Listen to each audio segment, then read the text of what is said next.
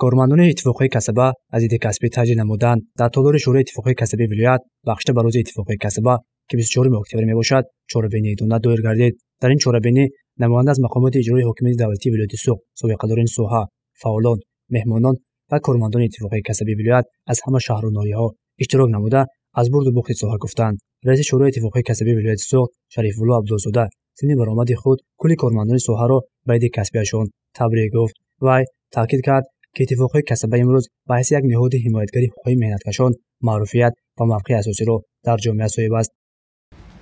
باعث ذکر است که در دید سازمان‌ها و تشکیلات‌های جمعیتی اتفاق‌های کسبه نیز در پیشرفت خواجگی خلق کشوری محبوب ما تاجیکستان سهم شایسته دارد و آبرو و نفوذ این تشکیلات محض جهت غمخواری و همکاری با مردم خاص صنف کارگر و دهقان میباشد.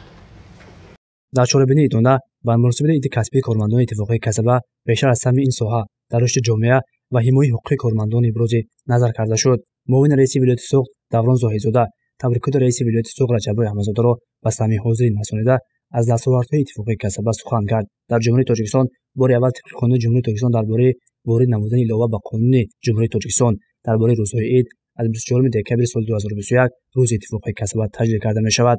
در این روز کلی کارمندان ساحه و رئیسان اتفاقی کسبی تشکیلات و اداره‌ها از عید کسبی تجدید می‌کنند. در دوران استقلال اتفاقهای کسبه نیز همچون جزئی جداناپذیر جامعه راه پرشرف و سعادتبار خود را طی نمود.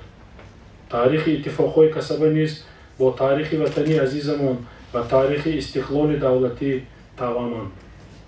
اتفاقهای کسبه در همه دور و زمان از جمله در دوران مبارزه‌های صنفی، در زمان جنگ بزرگ وطنی، در زمان درگیری‌های سیاسی سال‌های 92 عصر گذشته و در زمان استقلال همیشه همچون قوه سازنده و صلح‌خواه در صف پیش قرار داشته در کار به دست آوردن حقیقت و به اعتدال آوردن وضع سهم ارزنده گذاشته است. رهبران و فعالان اتفاقهای کسبه در مشکل‌ترین لحظه‌های روزگار از اجرای رسالت خود دست نکشیده و برای نگاه داشتن آبروی ساحه تلاش نمودند. گفته شد که 2 آگوست سال 2011 با تشبث پرزیدنت جمهوری تاجیکستان محترم امامعلی رحمان قانون جمهوری تاجیکستان درباره اتفاقی کسبه قبول گردید. قانون مذکور تأسیس اتفاقی کسبه حقوق و کفالت‌های آنها را معین نموده مناسبت‌های اتفاقی کسبه را با حکومت دولتی، کارفرمایان، اتحادیه کارفرمایان و دیگر اتحادیه‌های جمعیتی، شخصان واقعی و حقوقی تنظیم می‌نماید. مدیر مرکزی بازآموزی و تکمیل اختصاص شورای اتفاقی کسبه از فعالیت و دستاوردهای مرکز در سمت بلند برداشتن تیاری کسبی بالارو سطح دانش کارمندان مسئول حفظ مهنت در همه تشکیلات و مؤسسه‌های ولایت سخن کرد.